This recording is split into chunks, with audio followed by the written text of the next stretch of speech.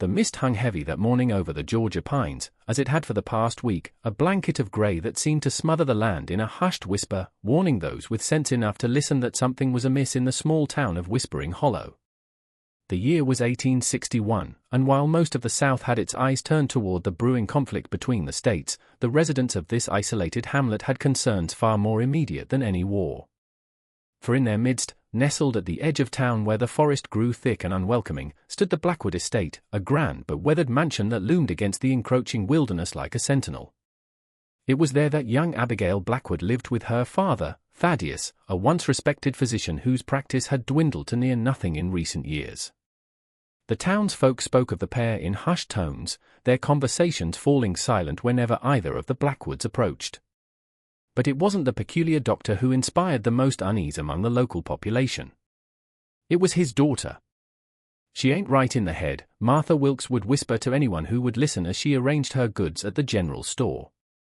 "Ever since her mamma passed, that girl's been touched by something dark. Mark my words." Few could argue with Martha's assessment. At 16 years of age, Abigail Blackwood should have been concerning herself with suitors and social calls. Yet she was rarely seen in town except on those occasions when she accompanied her father to purchase supplies. Even then she moved with an eerie grace, her eyes, one blue, one green, never seeming to blink as they surveyed the world around her with cold curiosity. But it was not merely her unsettling gaze or her silent demeanor that caused the townspeople to cross to the opposite side of the street when they saw her approaching. It was what she carried with her, always cradled in her arms like a precious infant. One of her dolls. No ordinary playthings. These, each was nearly the size of a small child, with porcelain faces so finely crafted that they seemed almost alive. Their glass eyes caught the light in ways that made them appear to follow movement, and their tiny stitched mouths were forever frozen in expressions that hovered uncomfortably between smiles and grimaces. "She makes them herself." The sheriff, Tobias Mercer, had once explained to a traveling salesman who'd inquired about the strange girl. "Designs them, sews them, paints them. Got a whole collection up there in that house. Some folks say she talks to them like they're real people."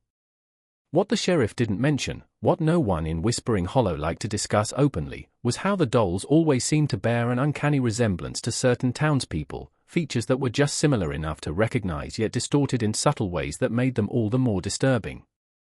It was with these thoughts weighing heavily on his mind that Reverend Jonathan Miller made his way up the winding path to the Blackwood estate on that misty morning in late March. He clutched his Bible tightly to his chest, more for comfort than for any spiritual purpose, though he would never have admitted as much. The leather-bound volume was worn smooth from years of handling, its pages dog-eared and well-loved, a testament to the Reverend's devotion. He had not wanted to come. In truth, he had spent the better part of the previous night on his knees in prayer, seeking divine guidance, or perhaps a sign that his journey could be postponed. None had come, and so with the first light of dawn, he had set out to fulfill his duty as the town's spiritual leader. The Hendersons had been missing for 3 days now. Caleb and Mary Henderson, along with their young son, Thomas, had failed to attend Sunday services, an occurrence so out of character that it had immediately raised concerns. When subsequent visits to their modest farmhouse had revealed no signs of the family, the town had organized a search. Their efforts had yielded nothing, and as worry had given way to fear, many had begun to cast suspicious glances toward the Blackwood estate. "I ain't saying for certain," Tobias had confided to the Reverend after yesterday's unsuccessful search. "But Abigail was seen near the Henderson place last week, just standing there at the edge of their property, watching the house with one of them dolls in her arms." And so it fell to Reverend Miller to call upon the Blackwoods to inquire, delicately, of course, whether they might have any knowledge of the family's whereabouts. It was a task he approached with considerable trepidation, for he, like many others, had never felt entirely comfortable in Abigail's presence. As he approached the grand front doors of the mansion, Miller couldn't help but note how the once fine estate had fallen into disrepair. Paint peeled from the columns that supported the upper balcony, and several of the windows were covered with boards, giving the impression of a face with eyes forced shut. The gardens, once the pride of Abigail's mother, had grown wild and unkempt, roses and thorns twining together in chaotic profusion. He raised the brass knocker, shaped, he noted with discomfort, like a small hand, and let it fall against the wood with a sound that seemed to echo through the stillness of the morning. For a long moment there was no response, and Miller was on the verge of turning away when he heard the soft shuffle of footsteps approaching from within. The door creaked open, and the Reverend found himself face to face, not with Thaddeus, as he had expected, but with Abigail herself. She wore a high-collared dress of midnight blue, her raven hair pulled back in a severe bun that emphasized the sharpness of her features. In her arms, she cradled what appeared to be her newest creation, a doll with golden curls not unlike those of young Thomas Henderson. "Reverend Miller," she said, her voice so soft that he had to lean forward to hear her. "What an unexpected pleasure. Father is in his study. Will you come in?" There was something in her tone that made it clear this was not truly a question, and before he could formulate a proper response, Miller found himself stepping across the threshold into the dimly lit foyer of the Blackwood home. The door swung shut behind him with a finality that sent a chill racing down his spine. "You mustn't mind the state of things," Abigail continued, leading him through the entrance hall toward what he presumed was Thaddeus's study. "Since Mother passed, we have found little use for most of the rooms. Father and I prefer to keep to ourselves." The interior of the mansion was as neglected as its exterior, with dust-covered furniture draped in sheets like ghostly sentinels. The wallpaper, once a rich burgundy, had faded to the color of dried blood and peeled away in long strips that curled like withering fingers. But it was not the decay that most disturbed the Reverend. It was the dolls. They were everywhere. Seated on chairs, propped in corners, arranged on shelves that lined the walls. Dozens of glass eyes followed his progress through the house. Dozens of stitched mouths seemed to whisper secrets just beyond his hearing. Each doll was dressed in exquisite miniature clothing. Each positioned as though frozen in the midst of some everyday activity. "My children," Abigail said, noting his gaze. "Father says I ought not to call them that, but they're more loyal than any flesh and blood could ever be. They never disappoint me. They never leave." Miller swallowed hard, forcing a smile that felt brittle upon his lips. "They are most impressive, Miss Blackwood. Your skill is remarkable." "You're kind to say so, Reverend.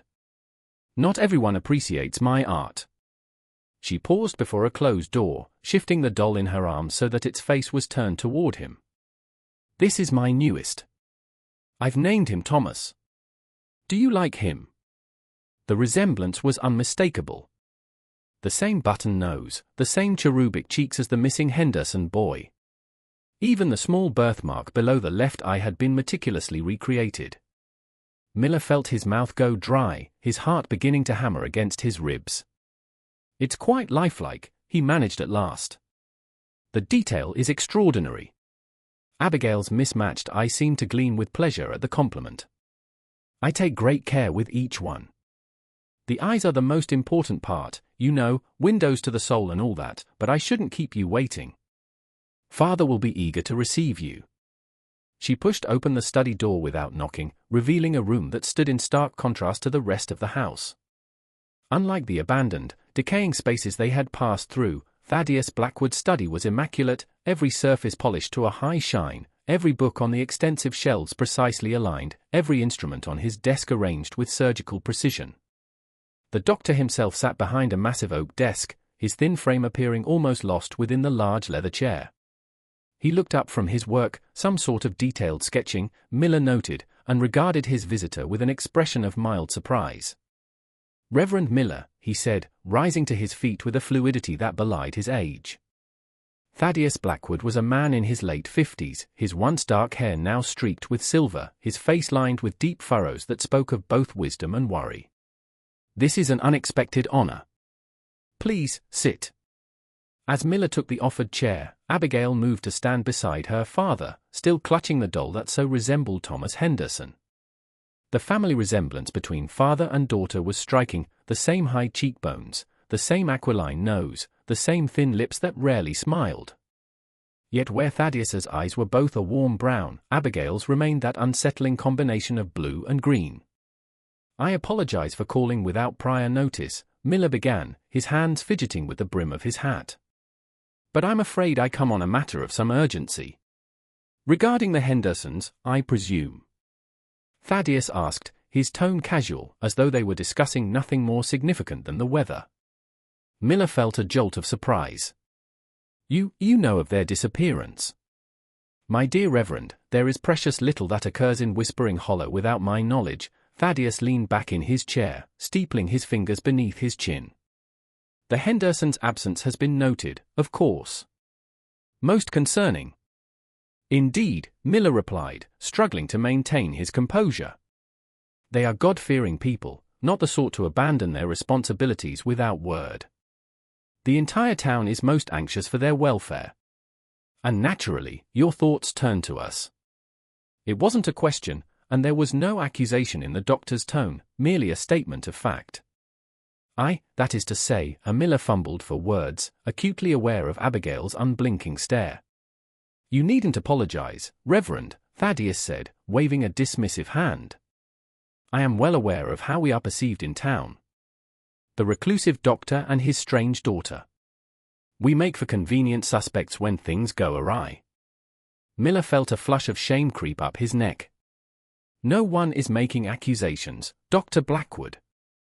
I merely thought, as your property borders the Henderson farm, you might have noticed something unusual in recent days." "Ah, I see." Thaddeus nodded thoughtfully. "Well, I'm afraid I've been quite absorbed in my work of late. Haven't ventured beyond our grounds in some time." He glanced at his daughter. "Abigail, my dear, you take your constitutional walks near the Henderson place, do you not? Have you observed anything out of the ordinary?" For the first time since entering the study, Abigail's gaze shifted away from the Reverend, focusing instead on the doll in her arms. "Nothing unusual, father. Though I did notice their dog was loose 2 days ago. Poor creature seemed quite distressed. There, you see." Thaddeus spread his hands in a gesture of helplessness. "Beyond a loose dog, we have no insights to offer, though of course, if we can be of any assistance in the search, you need only ask." Miller nodded, though the knot of unease in his stomach had only tightened. There was something in the doctor's manner, a certain smoothness, a practiced ease that rang false, and Abigail's doll, with its uncanny resemblance to the missing boy. "I appreciate your time," he said at last, rising to his feet. "If you should happen to recall anything that might be helpful, I trust you'll send word immediately." "Without question," Thaddeus assured him, also standing. "Abigail will see you out, Reverend. I would accompany you myself, but I'm afraid I'm at a critical juncture in my work."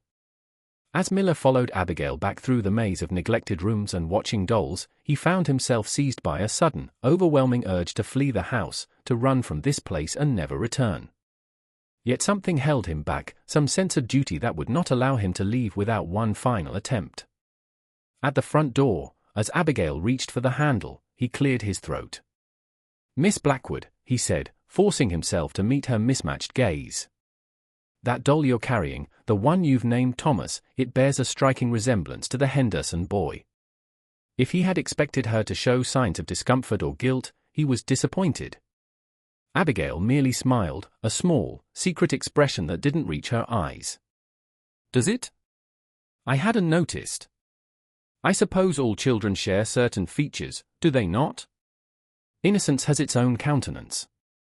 "Indeed," Miller replied, unable to suppress a shiver. "Well, I shall take my leave. Good day to you, Miss Blackwood." "Good day, Reverend," she said, her voice barely above a whisper. "Do be careful on your return to town. The paths through the woods can be treacherous for those who don't know the way." It wasn't until he was halfway down the winding drive, the weight of unseen eyes still pressing upon his back, that Reverend Miller realized what had been troubling him throughout the entire visit. In all the rooms they had passed through, among all the dolls that lined the walls and filled the corners, he had seen 3 that seemed newer than the rest. One with Caleb Henderson's sturdy build and russet beard, one with Mary's gentle smile and auburn hair, and the third, of course, with young Thomas's golden curls. The Reverend quickened his pace, no longer caring about the dignity of his office or the mud that spattered his polished shoes. Behind him, the Blackwood mansion seemed to loom larger than before, its windows like watchful eyes tracking his retreat. By the time he reached the town, the mist had begun to lift, revealing a sky the color of tarnished silver. Miller made directly for the sheriff's office, his mind racing with the implications of what he had seen, or thought he had seen. For now, even as his rational mind insisted there must be an innocent explanation, a deeper part of him recognized the truth. Something terrible had happened to the Hendersons, and Abigail Blackwood knew precisely what it was. Sheriff Tobias Mercer was a practical man. At 45, he had seen enough of life's cruelties to have developed a thick skin, yet not so much that he had lost his basic humanity. He had served as Whispering Hollow's law enforcement for nearly 20 years, and in that time, he had dealt with everything from petty theft to the occasional violent dispute. But never in all his years of service had he faced anything like the situation that was now unfolding.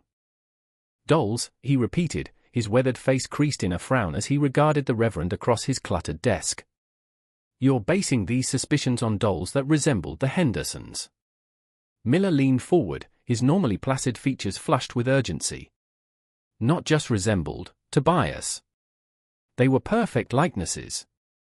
Every detail, down to the birthmark on young Thomas's cheek. And the way she spoke of them as her children. There's something deeply wrong in that house." The sheriff sighed, rubbing a hand across his stubble jaw.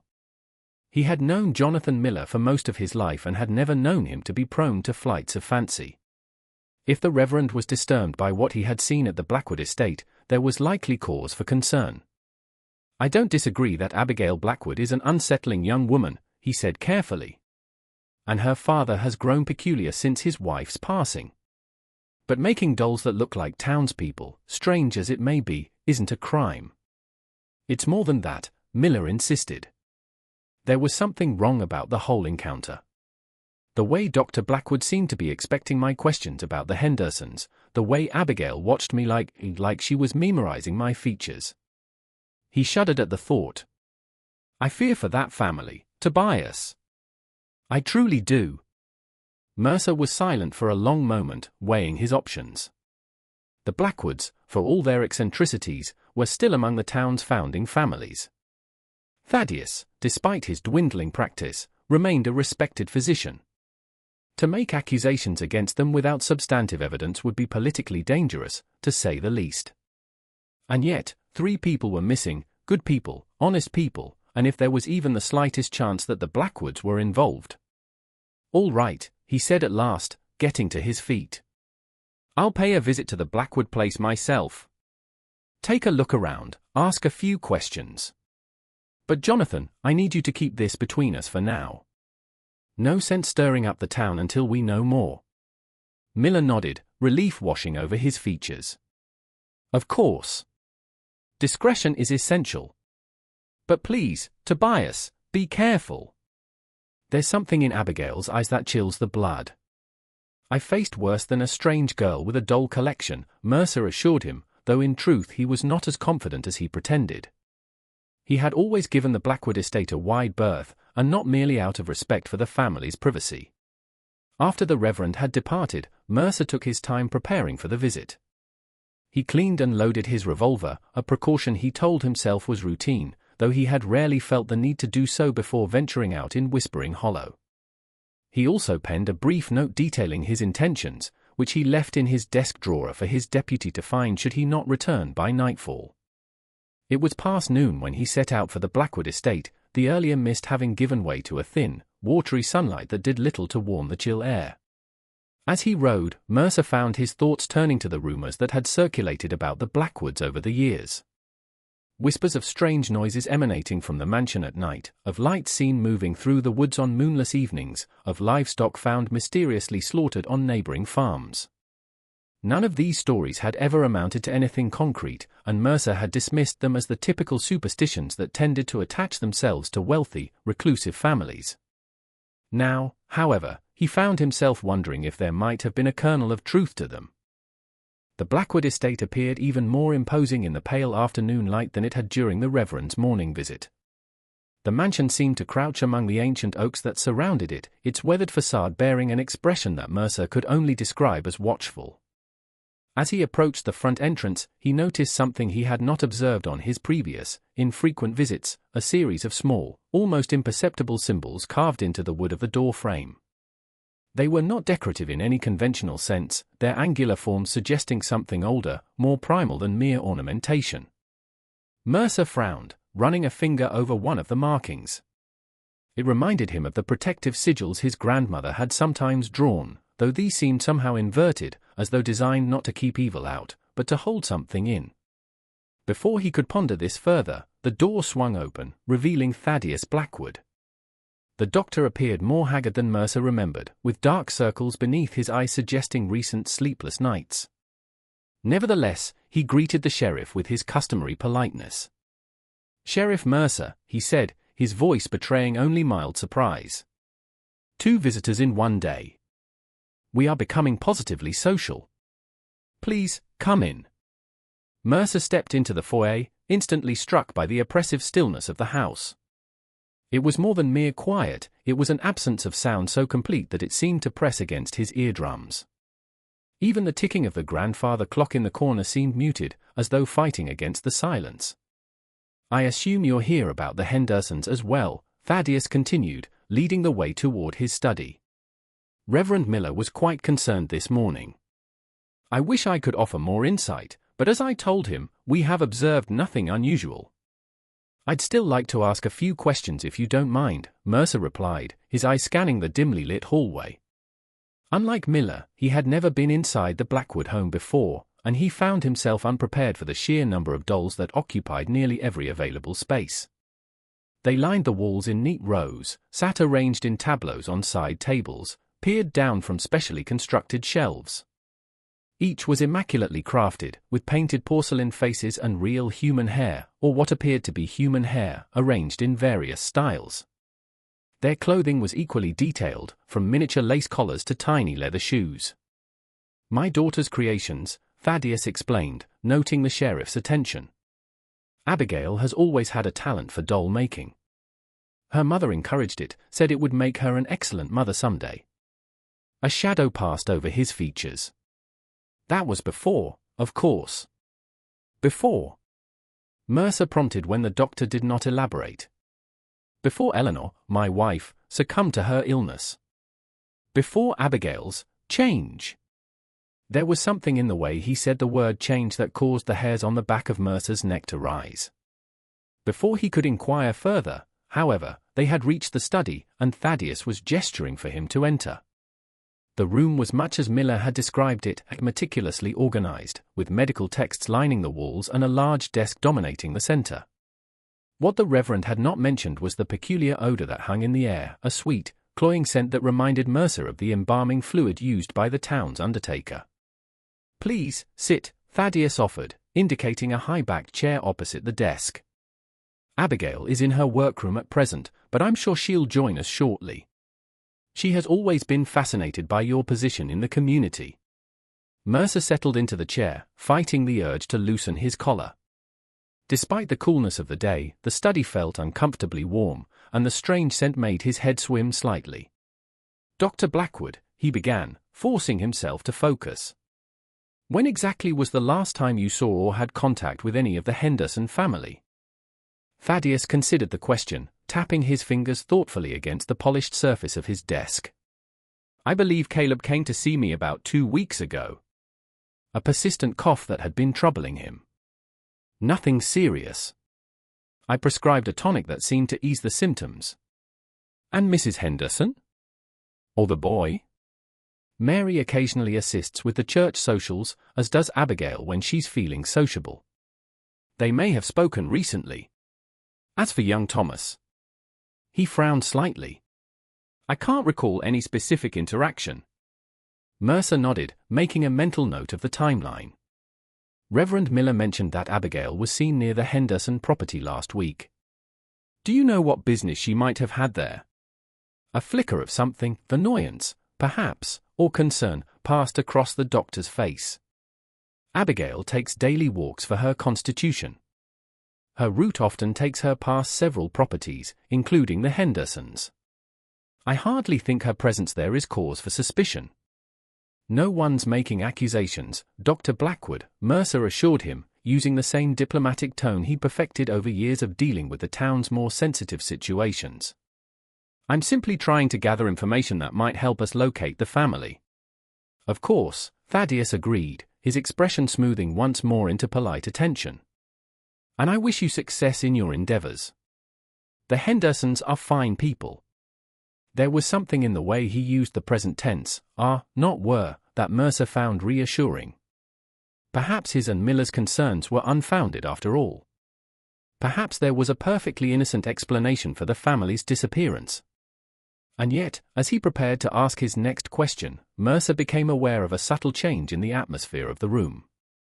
The air seemed to thicken, the shadows in the corners deepening as though night were falling despite the early hour. "Father," came a soft voice from the doorway. "You didn't tell me we had another guest." Abigail Blackwood stood on the threshold, her slender frame silhouetted against the dimness of the hallway beyond. She wore a different dress than she had during Miller's visit, this one a deep crimson that contrasted sharply with the paleness of her skin.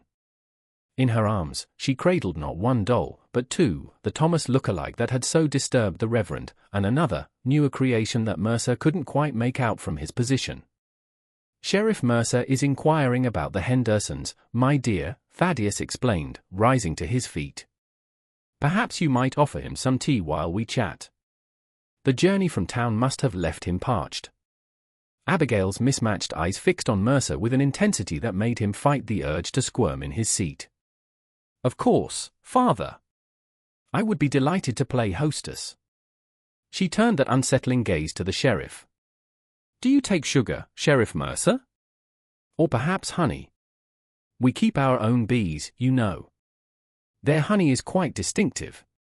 "Just plain, thank you," Mercer replied, not entirely certain he would actually drink whatever she brought. There was something about the girl that set all his instincts on alert, though he couldn't have articulated exactly what it was. Perhaps it was simply the way she looked at him, as though she were memorizing not just his features, but something deeper, more essential. With a nod that might have been disappointment, Abigail turned and glided from the doorway, the two dolls still clutched to her chest. As she moved, Mercer caught a better glimpse of the second doll and felt his blood run cold. The doll had his face. Not an approximation, not a general likeness, but his exact features, down to the small scar that bisected his left eyebrow, the result of a childhood fall. The eyes were the same shade of grey, the hair the same salt and pepper, the expression the same mix of authority and weariness that he saw each morning in his shaving mirror. "Is something wrong, Sheriff?" Thaddeus asked, his tone concerned, but his eyes sharp with observation. Mercer forced himself to look away from the retreating figure of Abigail and her dolls. "No," he lied, his mouth suddenly dry. "Just wool gathering for a moment. Now, about the Hendersons, you mentioned Caleb visited you 2 weeks ago. Was he in good spirits? Did he give any indication that the family might be planning to leave town?" As Thaddeus began to answer, Mercer found his attention divided between the doctor's words and the faint sounds of Abigail moving about somewhere deeper in the house. A cupboard opening and closing, the clatter of china, the soft hiss of a kettle, ordinary domestic noises that should have been reassuring, but somehow only increased his sense of unease. He was so preoccupied with tracking these distant sounds that he almost missed the significance of what Thaddeus was saying. So while Caleb didn't specifically mention any travel plans, he did express some concern about Abigail's interest in young Thomas. Mercer's focus snapped back to the present. "I beg your pardon. What kind of interest?" Thaddeus sighed, a sound of parental resignation. "Nothing untoward, I assure you. Abigail has always been fond of children, though she has few opportunities to interact with them given our, somewhat isolated lifestyle. She had taken to leaving small gifts for the boy, carved wooden animals, mostly, though I believe she also crafted a doll for him at one point. And Caleb objected to these gifts. He felt they were excessive, perhaps, or merely strange, coming from a young woman Thomas barely knew." The doctor spread his hands in a gesture of helplessness. "I spoke to Abigail about respecting the family's boundaries, of course, and she assured me she would. That was the last I heard of the matter." Mercer frowned, trying to reconcile this new information with what he already knew, or thought he knew, about the situation. If Abigail had developed some sort of fixation on the Henderson boy, and if Caleb had confronted her about it. His thoughts were interrupted by Abigail's return. She carried a silver tea tray laden with a porcelain pot and 3 delicate cups, which she sat on a small table beside her father's desk. The doll with Mercer's face was now propped against her shoulder, its head lolling slightly with her movements in a grotesque parody of life. "Your tea, gentlemen," she announced, her voice carrying that same whispery quality that seemed to fade before reaching the corners of the room. "I've taken the liberty of adding a touch of our honey to yours, father, as you prefer." "Thank you, my dear," Thaddeus replied, accepting the cup she offered with a smile that to Mercer's eye seemed strained. When Abigail extended a cup toward him, Mercer hesitated, his mind racing through the possible consequences of either accepting or refusing. To drink might be dangerous if his growing suspicions about the Blackwoods were correct. To refuse would be to openly demonstrate his distrust, potentially closing off any chance of learning more. In the end, caution won out. "Actually, Miss Blackwood, I find I'm not thirsty after all," he said, attempting a polite smile. "But I thank you for the thought." Something flickered in those mismatched eyes, annoyance, perhaps, or a colder emotion that Mercer preferred not to name. "As you wish, Sheriff. Though I assure you, it is quite excellent. Mother always said that hospitality was the mark of a civilized household." Speaking of hospitality, Mercer said, seizing the opportunity to steer the conversation. "I understand you've been showing some kindness to young Thomas Henderson. His father mentioned that you'd been leaving gifts for the boy. If he had hoped to catch her off guard, he was disappointed." Abigail merely smiled, a small, secretive expression that didn't reach her eyes. "Thomas is a delightful child. So receptive. Most children these days are coarsened by too much freedom and too little discipline. But Thomas has a sweetness about him that is quite rare." The way she spoke in the present tense, just as her father had, caused some of the tension in Mercer's shoulders to ease. Perhaps the family was simply away on an unannounced trip after all. Perhaps the dolls were merely an unfortunate coincidence. "The Hendersons are indeed good folk," he agreed cautiously, "which is why their sudden absence has caused such concern in town. If they had planned to travel, surely they would have informed someone." "One would think so," Abigail agreed, taking a seat in a high-backed chair near the window, the doll with Mercer's face still cradled in her arms. "But people can be unpredictable, can they not? Even the most seemingly reliable souls can surprise you with their actions." There was something in her tone, a hint of personal knowledge, perhaps even of satisfaction, that caused the sheriff's earlier unease to return in full force. He glanced at Thaddeus, who was sipping his tea with an expression of studied neutrality, then back to Abigail, who continued to stroke the hair of the doll that bore his likeness. "Miss Blackwood," he said, deciding that directness might yield better results than continued circling. "I couldn't help but notice that the doll you're holding bears a striking resemblance to me. May I ask when you created it?" Abigail's smile widened fractionally. "Do you like it, Sheriff?" "I finished it just this morning. I've been working on it for some time, actually, ever since you spoke at the Founders' Day celebration last month. You have such distinctive features. That wonderful scar through your eyebrow, the particular set of your jaw. A doll maker's dream, truly." "It's remarkably accurate," Mercer admitted, fighting to keep his tone casual. "You have quite a gift for observation." "Abigail sees more than most," Thaddeus interjected, setting down his now empty teacup. "It's what makes her work so exceptional. She captures not just the physical likeness, but something of the essence of her subjects." The way he said subjects rather than models sent another chill down Mercer's spine. He was beginning to feel that he had stumbled into something far more complex and dangerous than a simple missing persons case. Yet what exactly was he dealing with? Eccentric artistry? Unhealthy obsession? Or something more sinister? "I'd like to see your workroom, Miss Blackwood," he said suddenly, the words emerging before he had fully formulated the thought. "If you wouldn't mind showing me where you create these remarkable dolls." Father and daughter exchanged a glance that contained volumes of unspoken communication. For the first time since his arrival, Mercer saw something like genuine emotion cross Thaddeus's face, a flicker of alarm, quickly suppressed. "I'm afraid Abigail's workroom is quite private, Sheriff," the doctor said smoothly. She finds that the creative process requires solitude and silence. Perhaps another time, when she's completed her current project. It's a sacred space, Abigail added, her fingers still moving through the hair of the Mercer doll in a manner that the sheriff found increasingly disturbing. Mother always said that artists need their sanctuaries. You wouldn't ask a priest to show you the confessional, would you? The comparison struck Mercer as odd, but he let it pass. Of course. I understand the need for privacy. Perhaps another time, as your father suggests. He rose from his chair, sensing that he would learn nothing more of value from this interview, at least nothing the Blackwoods were willing to reveal openly. Thank you both for your time. If you happen to hear from the Hendersons or recall anything that might help locate them, I trust you'll send word immediately. Without question, Thaddeus assured him, also standing. The welfare of our neighbors is of paramount concern to us. As the doctor led him back through the house toward the front entrance, Mercer found his gaze drawn once more to the multitude of dolls that filled the spaces they passed through. Now that he was looking more carefully, he could identify several that bore unmistakable resemblances to other residents of Whispering Hollow.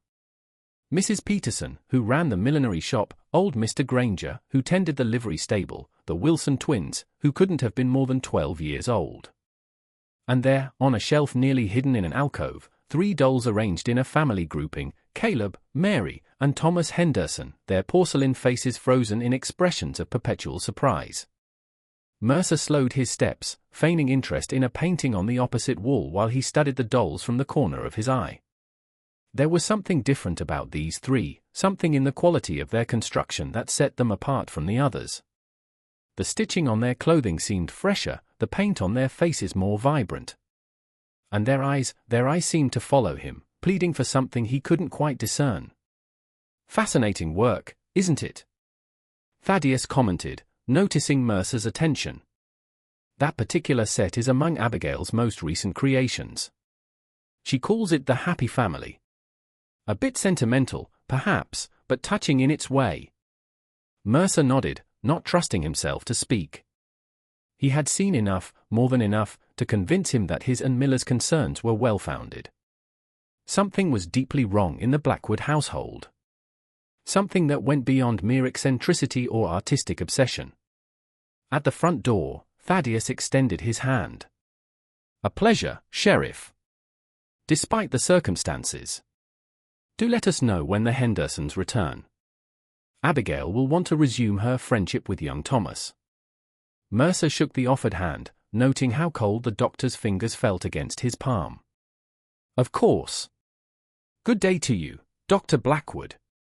As he mounted his horse and began the ride back to town, Mercer couldn't shake the image of those 3 dolls, their glass eyes seeming to beg for release from some unspeakable captivity. Nor could he forget the doll that bore his own face, now in Abigail's possession, a thought that filled him with a dread he couldn't entirely rationalize. By the time he reached the outskirts of Whispering Hollow, the sun was beginning to set, casting long shadows across the dusty road. Mercer had made up his mind.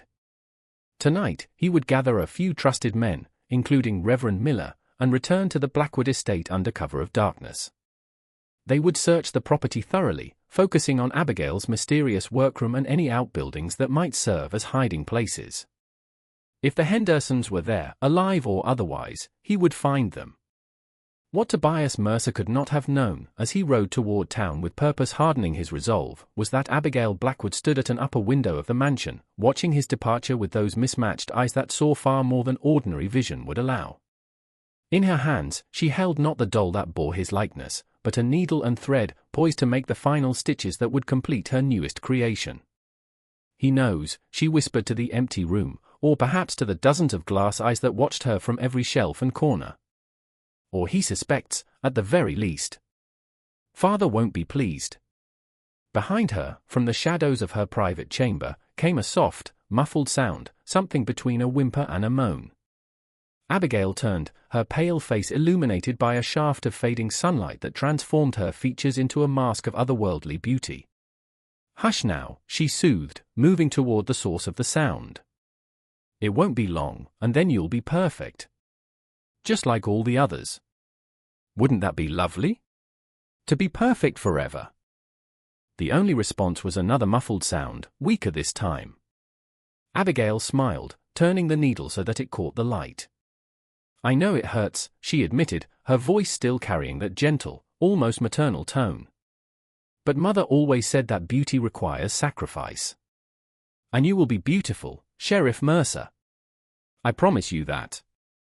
In her mind's eye, she could already see him seated beside the Hendersons in her special collection, his glass eyes reflecting the candlelight, his stitched mouth forever frozen in an expression of dignified concern. He would make a fine addition, perhaps her finest yet. And after him, the Reverend. And after the Reverend, whoever else came looking for them all. Whispering Hollow was such a small town, after all. In time, she would have them all. The hour was late when Sheriff Mercer reconvened with Reverend Miller in the small, lamplit office behind the jailhouse. The room, normally reserved for official business and the occasional interrogation, now served as a war council of sorts, with maps of the Blackwood property spread across the scarred wooden desk. They're hiding something, Mercer stated flatly, jabbing a finger at the location of the main house.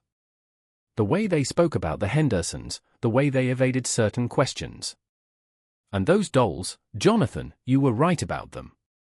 They're not just similar to the townspeople. They're exact likenesses. Miller nodded grimly, his normally serene features troubled in the dim light. I feared as much. Did you see the one that resembles young Thomas? That and more, Mercer confirmed. Including one with my own face, which Abigail claims to have finished just this morning. He suppressed a shudder at the memory. There's something profoundly wrong happening in that house. And I mean to find out what it is tonight.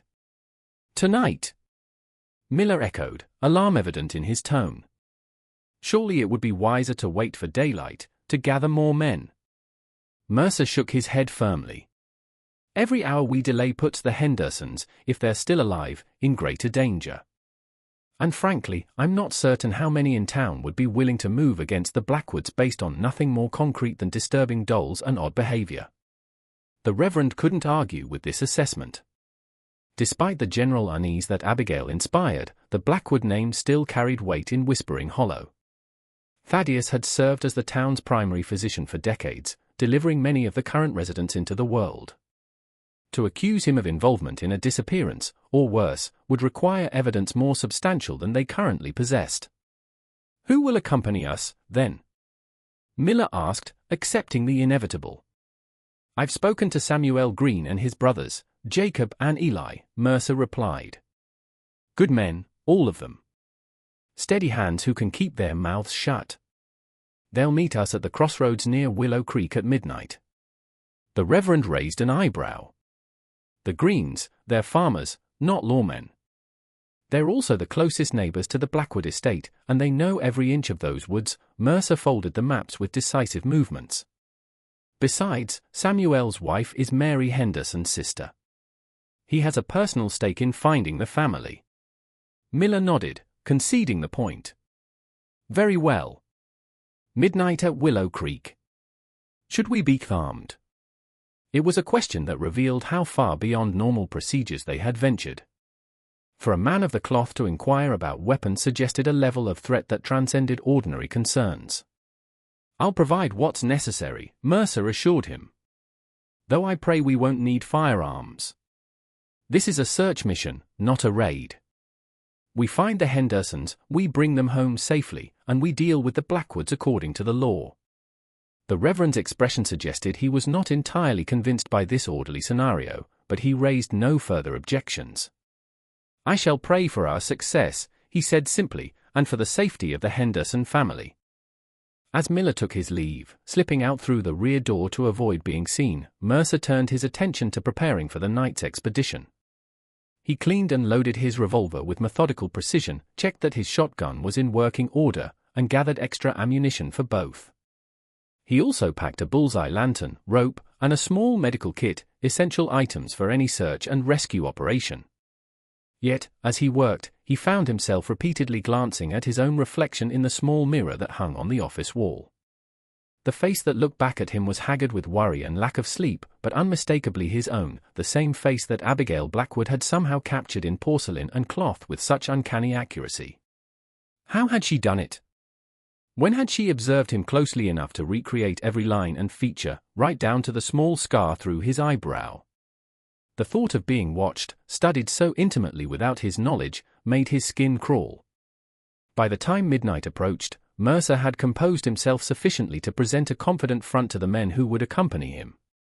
He rode out of town quietly, avoiding the main street where late revelers from the tavern might spot him and ask inconvenient questions. The night was clear but moonless, the spring air carrying a hint of the previous day's rain. As he approached the appointed meeting place, Mercer could make out four figures waiting in the shadows of a massive willow tree, their horses tethered nearby. The Green brothers and Reverend Miller had all kept their appointment. Sheriff Samuel Green greeted him in a hushed voice.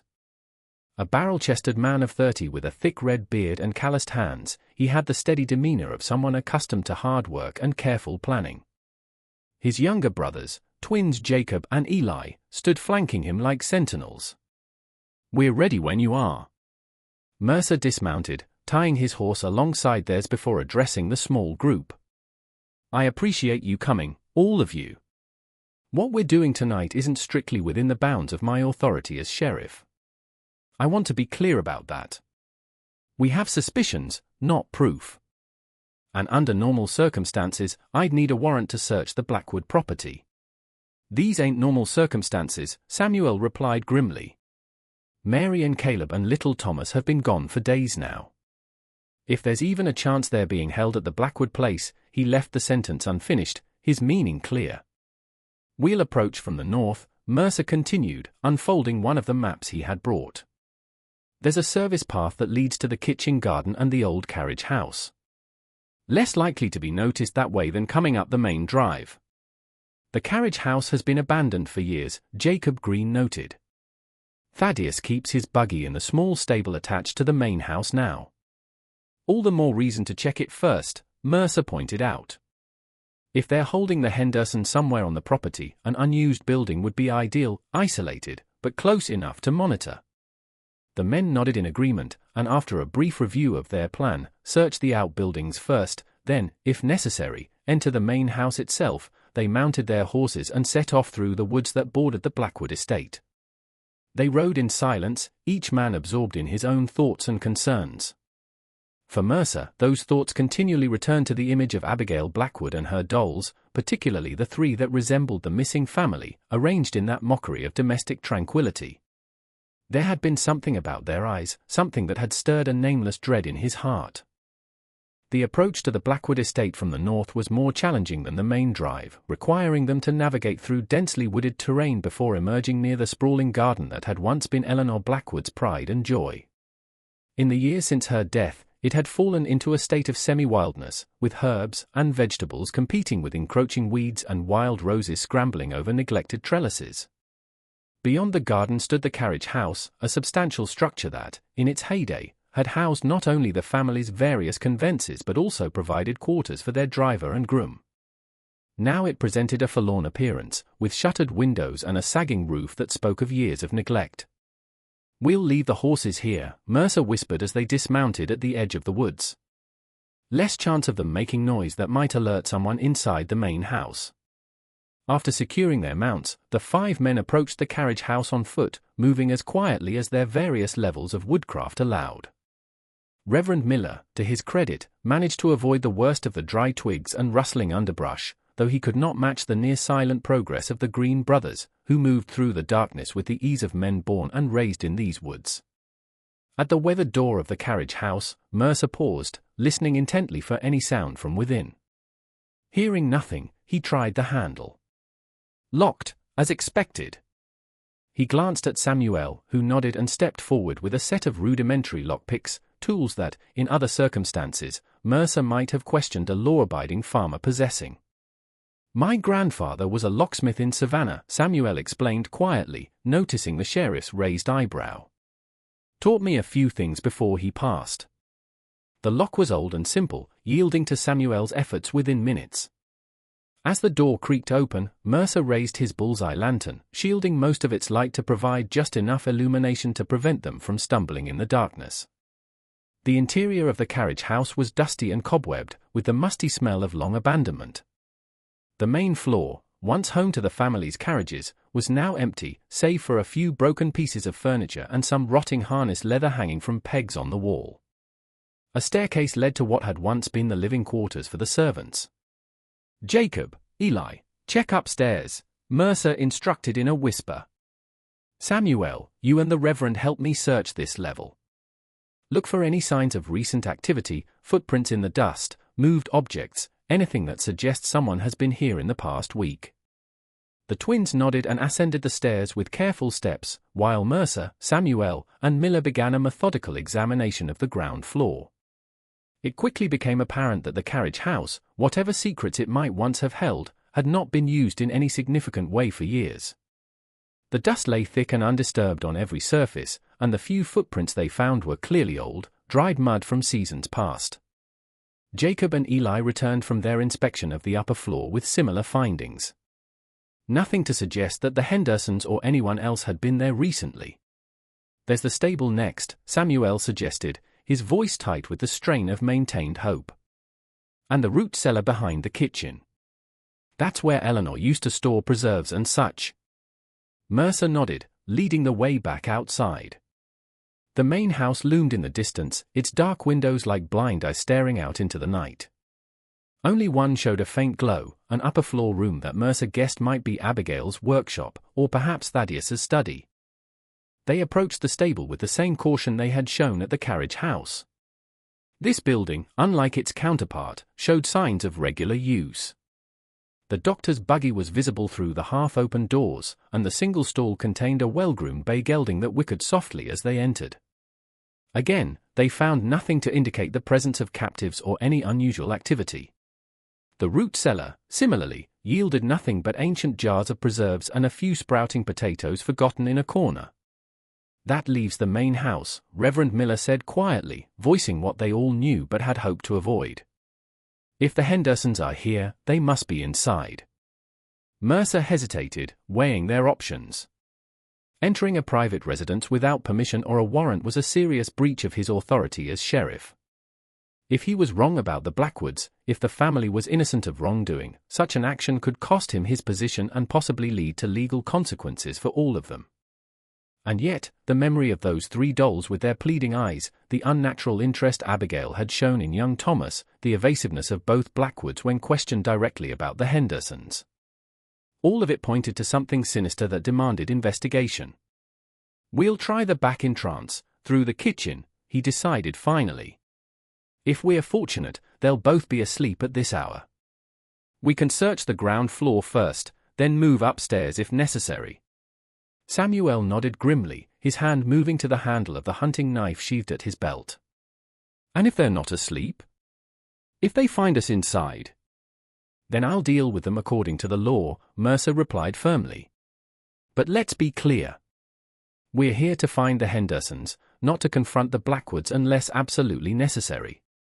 If we locate the family, we get them out safely, then return with proper authority to handle the rest." This approach seemed to satisfy the Green brothers, though Reverend Miller looked troubled by the moral ambiguities of their situation. Nevertheless, he followed as they made their way across the overgrown garden toward the rear of the mansion. The kitchen entrance was locked, but again, Samuel's skills proved equal to the task.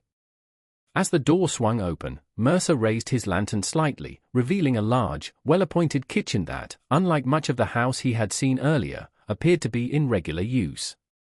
Copper pots hung from a rack above a massive iron stove, and a variety of herbs dried in bunches from the ceiling beams. They entered cautiously, each man moving with exaggerated care to avoid making noise. Mercer closed the lantern shutter further, leaving just enough light to navigate by without risking detection. They had just begun to move toward the door that presumably led to the main part of the house when Jacob Green's foot caught the edge of a braided rug, causing him to stumble slightly. He caught himself on the edge of a heavy wooden table, but not before dislodging a ceramic bowl that had been resting there. The bowl hit the floor with a crash that seemed deafening in the midnight stillness of the house. For a long, breathless moment, the 5 men froze in place, straining to hear any response from within the mansion.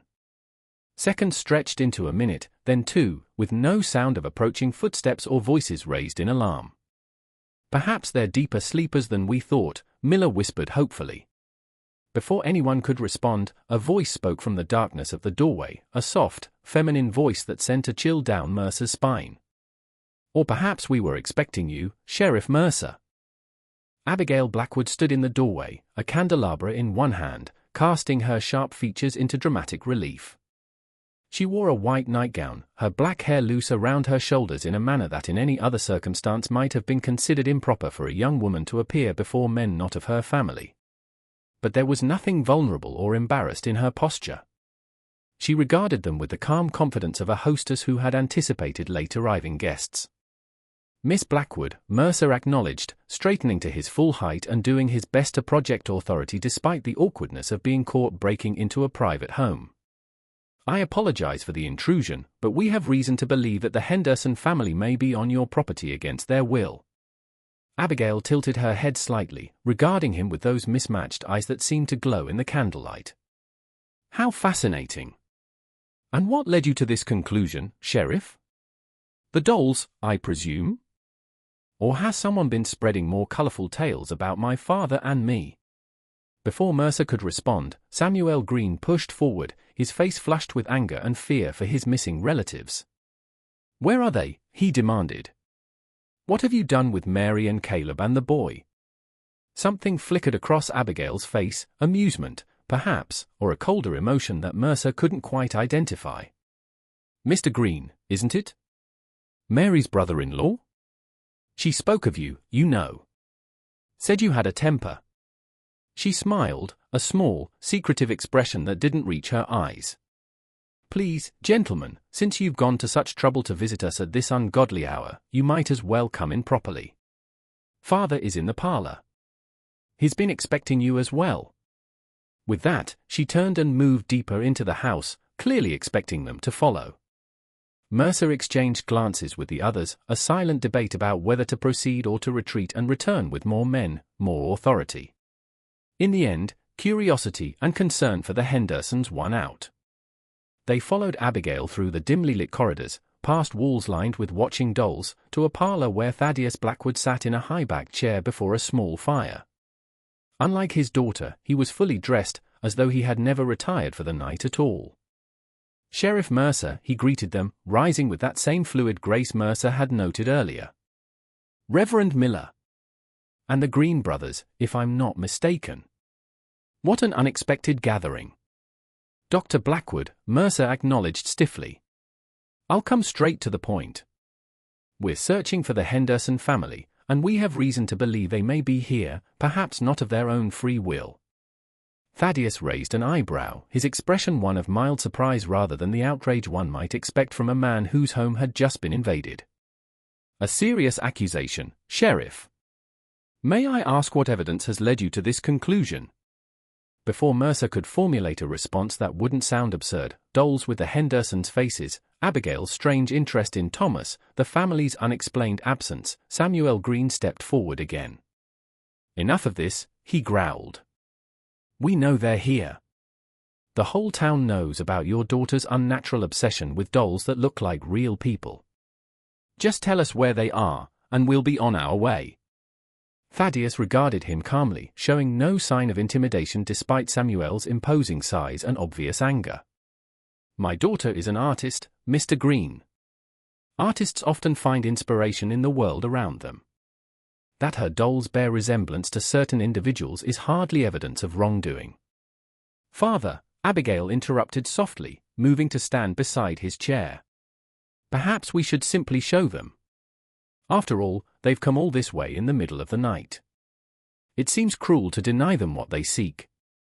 A look passed between father and daughter, a silent communication that seemed to convey volumes. After a moment, Thaddeus nodded. "Perhaps you're right, my dear. The workroom, then." Abigail smiled, that same secret expression that never seemed to warm her eyes. "Yes, I think that would be best. They should see my latest creations. I'm particularly proud of the Henderson collection."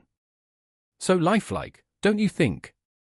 The casual way she referred to the missing family sent a wave of cold dread through Mercer. He glanced at the Green brothers, noting how their hands had moved closer to their weapons, and at Miller, whose face had gone pale with apprehension.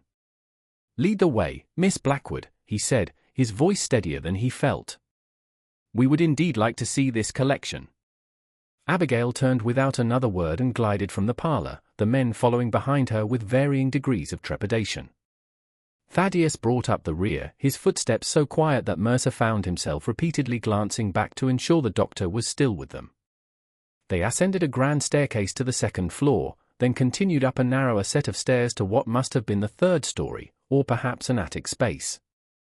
The air grew noticeably warmer as they climbed, and Mercer detected that same sweet, cloying scent he had noticed in Thaddeus's study earlier, stronger now, almost overwhelming. At the top of the stairs, Abigail paused before a heavy oak door reinforced with iron bands. From her nightgown pocket, she produced an ornate key, which she inserted into the lock with a flourish reminiscent of a magician about to reveal her greatest trick. "Gentlemen," she announced, "welcome to my sanctuary." The door swung open to reveal a large, circular room that must have occupied the entirety of the mansion's highest level. Dozens of candles burned in holders around the perimeter, casting the space in a warm, golden light that seemed at odds with the chill that had settled in Mercer's bones. The room was dominated by a massive workbench in its center, cluttered with the tools of the doll-maker's craft, needles and thread of various sizes, tiny scissors, pots of paint, brushes, and what appeared to be surgical instruments alongside more conventional woodworking tools. Shelves lined the walls, each filled with dolls in various stages of completion, their blank eyes seeming to follow the visitors as they entered. But it was not these half-finished creations that caused Samuel Green to let out a strangled cry, nor that made Reverend Miller fall to his knees in prayer. It was what stood, or rather sat, in a semicircle of chairs arranged near the room's single window. Caleb, Mary, and Thomas Henderson, positioned as though engaged in quiet family conversation. Caleb in the center, one arm extended as if in mid-gesture, Mary beside him, her head tilted in attentive listening, young Thomas at his father's feet, a wooden toy soldier clutched in his small hand. They were perfectly still, perfectly silent, perfectly preserved. Their skin had the waxy sheen of the finest porcelain. Their eyes, glass now, not flesh, caught the candlelight with an unnatural gleam. Their clothes were their own, meticulously arranged and stitched in places where alterations had been necessary. Their hair, still their own as well, had been carefully styled, Mary's auburn tresses arranged in an elegant coiffure she had likely never worn in life. They had been posed with loving attention to detail, positioned to create the illusion of a family moment frozen in time. And across their mouths, so subtly done that it was almost invisible unless one looked closely, ran the fine, nearly imperceptible stitches that had sealed their lips forever. "Beautiful, aren't they?" Abigail said, her voice carrying that same maternal pride Mercer had noted when she spoke of her dolls earlier. "My finest work to date, though I'm particularly pleased with how young Thomas turned out. Children are so much more difficult. Their proportions require special attention." Samuel let out a howl of anguish, a sound so primal that it seemed to shake the very foundations of the house. He lunged toward Abigail, his grief transformed instantly to rage, only to be intercepted by Thaddeus, who moved with a speed that belied his years. The doctor grasped Samuel's arm with surprising strength, twisting it in a way that brought the larger man to his knees. Now, he chided, as though speaking to an unruly child. "That's no way to show appreciation for my daughter's artistry." Mercer had his revolver out in an instant, leveling it at Thaddeus's head. "Release him," he commanded, his voice hard with authority and barely controlled horror.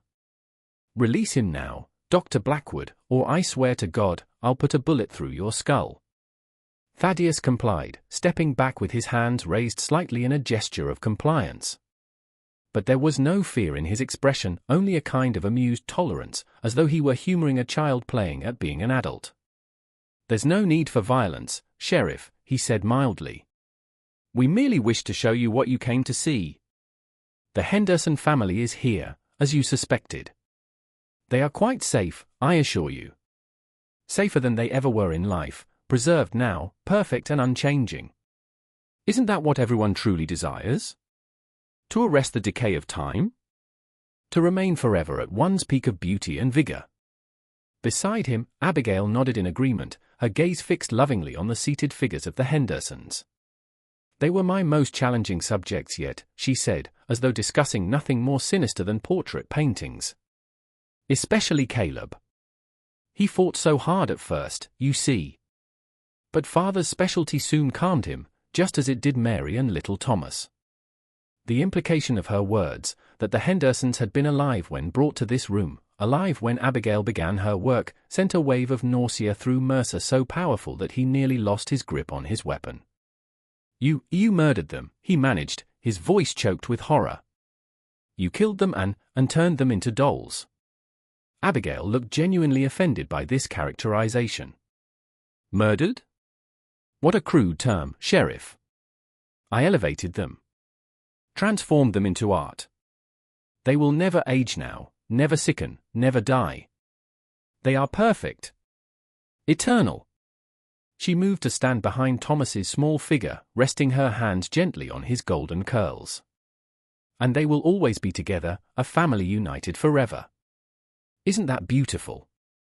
Samuel had begun to weep, harsh, racking sobs that shook his powerful frame as he knelt on the floor, staring at the remains of his sister-in-law and her family.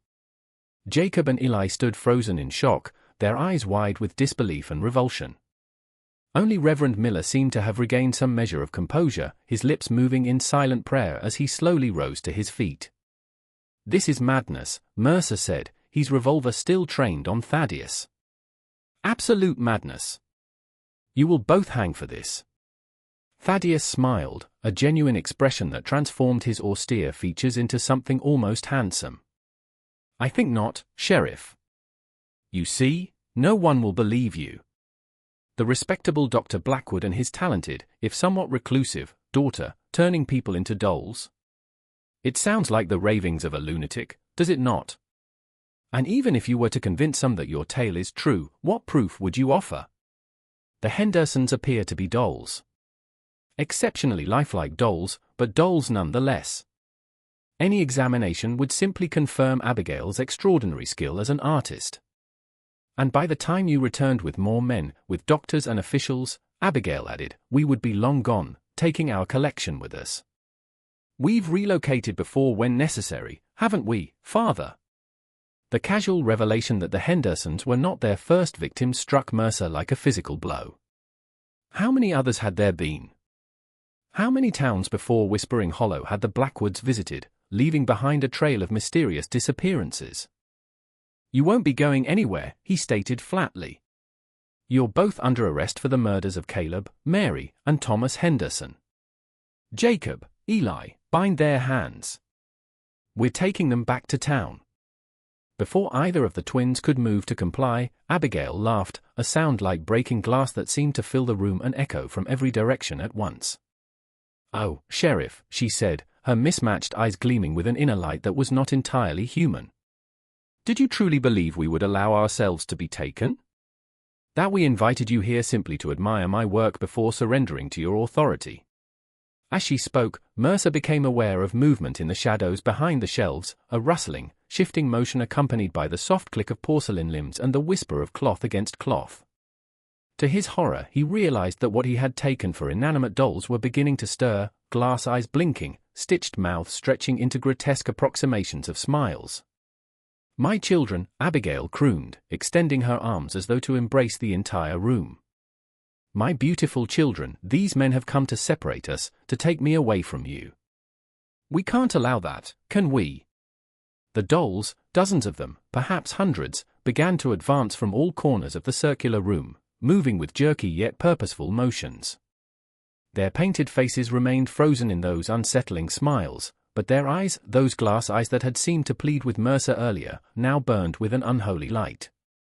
What devilry is this? Reverend Miller gasped, clutching his Bible before him like a shield. God, preserve us! Thaddeus watched the advancing dolls with the proud expression of a father observing his children's achievements. Not devilry, Reverend. Science. Or perhaps a bit of both.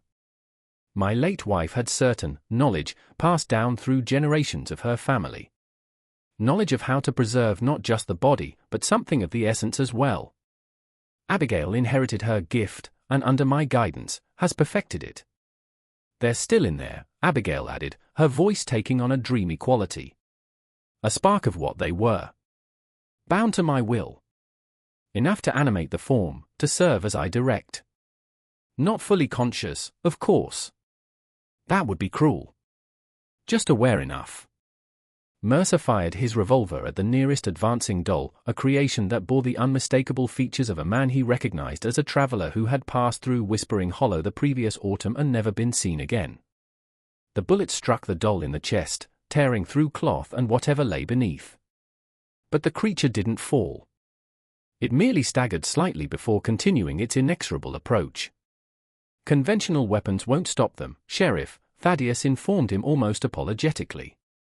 They feel no pain, need no breath, fear no injury. They exist now only to serve my daughter's will.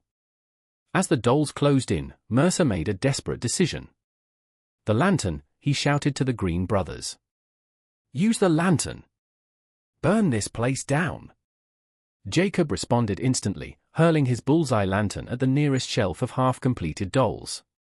The glass shattered, spilling all that caught fire immediately, flames racing up the wooden shelving and leaping to the dry timber of the attic ceiling. No! Abigail screamed, her composure shattering for the first time. My children! My precious children! She lunged toward the spreading fire, only to be restrained by her father. There's no time, Abigail, Thaddeus urged, pulling her toward a door half hidden behind a tapestry. We must go now. We can start again elsewhere, as we always have. The dolls, momentarily confused by the conflict and Abigail's distress, had paused in their advance, giving Mercer and his companions a brief opportunity. The stairs, he shouted above the growing roar of the flames. Go! All of you! Now! Samuel had to be dragged away from the seated figures of the Hendersons, his grief momentarily overwhelming his instinct for survival. We can't leave them like this, he protested, struggling against his brother's grip. They're already gone, Samuel, Miller told him, his voice gentle but firm. Their souls are with God now. These are just shells. Let them burn. As they retreated down the narrow staircase, Mercer glanced back to see Thaddeus and Abigail disappearing through the hidden door, a few of the more mobile dolls following after them like macabre attendants.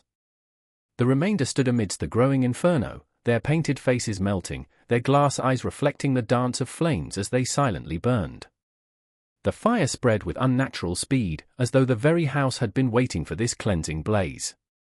By the time Mercer and the others staggered out into the cool night air, the upper floor was fully engulfed, and flames were beginning to lick at the windows of the second story. They retreated to the edge of the woods, watching in stunned silence as the Blackwood mansion was consumed. No one spoke of pursuing Thaddeus and Abigail. The horror they had witnessed in that attic room had left them all shaken to their cores, temporarily robbed of the will to do anything but bear witness to the destruction of that house of horrors. As dawn broke over the eastern horizon, painting the sky in shades of pink and gold that contrasted cruelly with the pall of black smoke still rising from the smoldering ruins, Mercer finally broke the silence. We'll tell the town that the Hendersons perished in the fire, he said, his voice rough from smoke and emotion. That we found evidence they were being held captive by the Blackwoods, who also died in the blaze. It's kinda that way, for the town, and for the Hendersons' memory. The others nodded in mute agreement, none of them eager to speak the full truth of what they had seen. Who would believe him in any case? Who would accept that the respected Dr. Thaddeus Blackwood and his daughter had been transforming the living into grotesque dolls animated by some unholy fusion of science and witchcraft? And the Blackwoods? Reverend Miller asked quietly. They escaped. Should we not pursue them? Mercer stared at the ruins of the mansion, where occasional flames still flickered amid the collapsed timbers. We will, he promised. I'll send telegrams to every sheriff and marshal within 100 miles. They won't find another town to prey upon. Not if I can help it. But even as he spoke the words, Mercer felt the weight of doubt. Thaddeus had implied that they had done this before, had moved from place to place when suspicion grew too great. How many years had they been practicing their horrific art? How skilled were they at disappearing, at creating new identities, at insinuating themselves into unsuspecting communities? And then there was the doll, the one with his own face that Abigail had completed just that morning. Had she taken it with her when she fled? Was it burning now in the ruins of her workshop? Or did she carry it still, a template for the sheriff who had discovered her secret and lived to tell the tale? A promise that one day she would return to complete her collection. As the sun rose fully above the trees, casting long shadows across the blackened skeleton of what had once been the grandest home in Whispering Hollow, Tobias Mercer made a silent vow. He would find the Blackwoods. He would bring them to justice for their unspeakable crimes. And he would never again dismiss the fearful whispers that sometimes arose about strangers who came to town, especially those with an unusual interest in creating lifelike dolls. For in the years that followed, rumors would occasionally reach Whispering Hollow, tales from distant towns of a distinguished doctor and his talented daughter, of exquisite dolls that captured the very essence of their subjects, and of people who vanished without trace, leaving nothing behind but whispered questions and inexplicable grief. And on nights when the mist hung heavy over the Georgia pines, Tobias Mercer would wake from troubled dreams in which porcelain hands reached for him from the shadows, and a soft voice whispered promises of perfection that would last for eternity. In the small town of Millfield, some 80 miles north of what had once been Whispering Hollow, a new doctor had recently established his practice. Dr. Thomas Blackwell was a widower of dignified bearing and obvious education who had arrived with his daughter, Emily, a quiet young woman with remarkable green eyes who rarely ventured into town except to purchase supplies for her doll making. Their home, while modest compared to their previous residence, was still one of the finest in the area, a handsome two-story structure set back from the main road, surrounded by tall pines that cast long shadows across the neatly tended garden. And if the townspeople sometimes felt uneasy in Emily Blackwell's presence, if they sometimes caught her studying their features with an intensity that bordered on inappropriate, they said nothing of it directly. After all, the dolls she created were truly extraordinary, so lifelike that they seemed almost to breathe, their glass eyes following visitors with an attentiveness that was uncanny yet somehow captivating. And when the son of the town's mayor went missing that first winter, few thought to connect his disappearance with the new addition to Emily's collection, a doll with the same golden curls and bright blue eyes that young William Evans had possessed in life. Fewer still would have recognized the doll that sat in Emily's private workroom, hidden from casual visitors, a figure with a weathered face and grey eyes, a small scar bisecting one eyebrow, dressed in the distinctive clothing of a sheriff from a town that no longer appeared on any map. And none would have understood the significance of the name she had given this particular creation, Tobias, or why she spent so many hours perfecting its features, whispering to it promises of a reunion that would in time make her collection complete once more. For art, as Abigail Blackwood had often observed, required patience above all else. And she had all the time in the world to wait for her favorite subject to find her again, as she knew with the certainty of true obsession that he eventually would. After all, her dolls always came home to her in the end.